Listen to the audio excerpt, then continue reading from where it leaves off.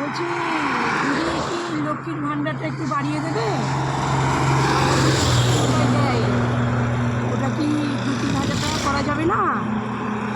আরে গাড়ি ভরা আছে, মোবাইলের ব্যালেন্স ভরা আছে, একটু বেশি করলে ভালো হয়।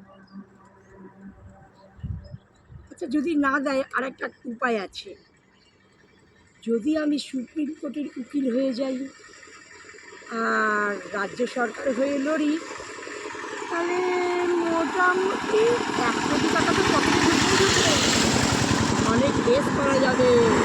গাড়ি চালানো, হোটেলে খাওয়া। তবে হ্যাঁ, একটা কথা মাথায় রাখতে হবে, ওই যে টাকাটা পাবো ওটা জনগণের পকেট মারার টাকা, এইটা মনে রেখো। কি মজা, আমরা জনগণ আমাদের পকেট মেরে কেউ লাল হচ্ছে আর আমরা কালো হয়ে যাচ্ছি। টাটা।